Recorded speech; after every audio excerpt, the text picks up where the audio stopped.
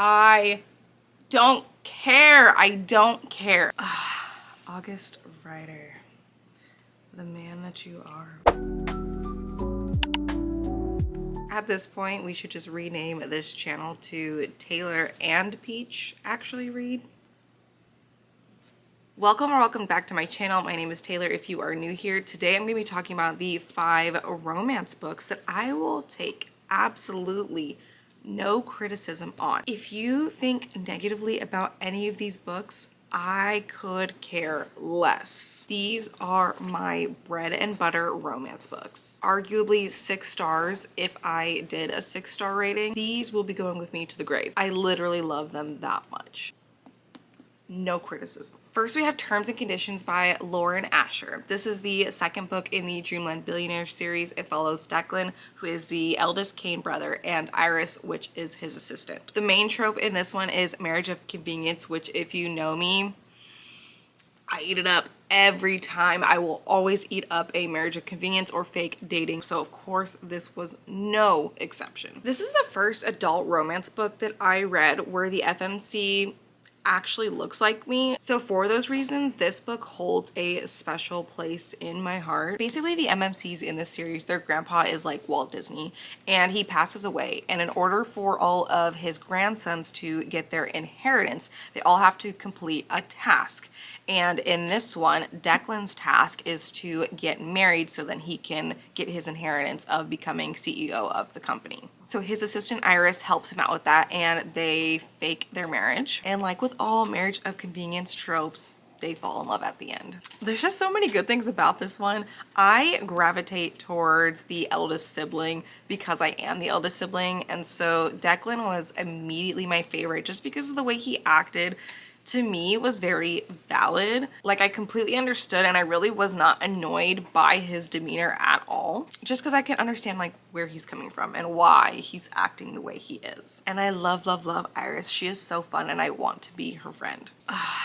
August Ryder, the man that you are. Lost and Lassoed by Lila Sage. This one is the 3rd book in the Rebel Blue Ranch series. This series was my introduction into cowboy romances, and it is such a good one. This one is Enemies to Lovers, and it follows Gus, which is Emmy's older brother from Done and Dusted, and Teddy, which is Emmy's best friend. And Gus is also a single dad. I finished this book in one sitting. That's how good it was for me. I don't really do that anymore. I just don't have the time. One sitting though. I just love the two of them. Teddy is so funny, but she's also very real and extremely relatable. One of the things that she goes through in this book is that she's coming to terms with the fact that her best friend Emmy has somebody else that she can rely on in her life when previously they could only rely on each other. So now Emmy has Luke, so she doesn't necessarily need Teddy as much as Teddy needs her. This had me sobbing. It was extremely relatable. I went through something very similar with my best friend, and it's hard. It's hard to realize that and come to terms with it and accept it. It's really tough, and I felt so seen. I don't care. I don't care. The miscommunication did not bother me in this. It's also kind of like a second chance romance. Didn't bother me at all. Happy Place by Emily Henry. This one is about Harriet and Wynn. What do they do again? This one is about Harriet and Wynn. They were engaged, but then they broke off their engagement, and their friend group is going on a vacation, and they don't know that their engagement was broken off, so they have to pretend like they're still engaged. This brings some forced proximity and a fake engagement, basically. And because of this forced proximity, they basically have no other choice but to work through their problems. This is arguably my favorite Emily Henry book. I have been thinking about doing a reread of all her books to see where my rankings are, especially since I've never done a reread of Beach Read or Book Lovers, and I read those books back in 2022, 2023.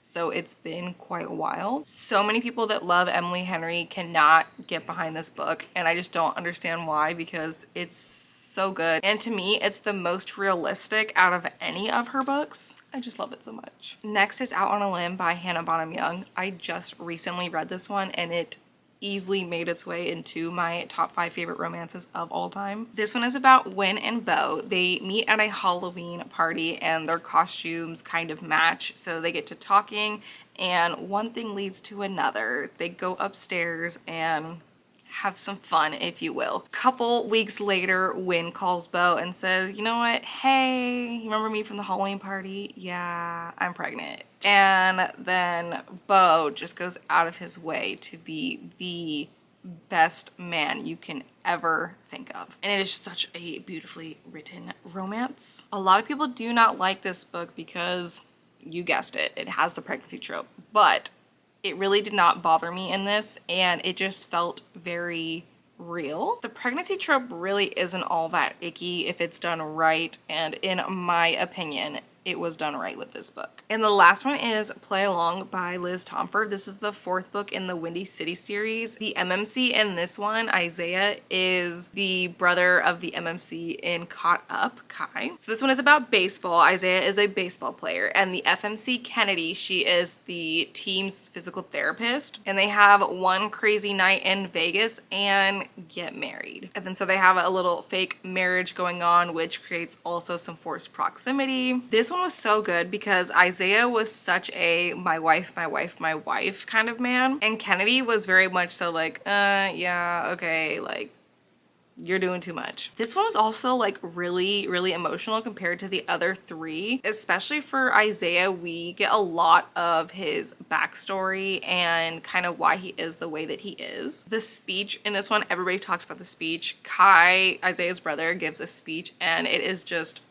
such a good speech. Literally had tears in my eyes. I didn't cry, but I had tears in my eyes. This one is my favorite in the Windy City series. It used to be Caught Up, but once I read this one, it became my new favorite. That is it for this video. For these 5 books, I will not accept any criticism on them whatsoever. I quite literally do not care what you have to say about them.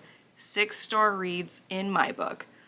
But if you have any positive things to say about them, I would love to know what you think. Thank you so much for watching, and I will see you guys in the next one.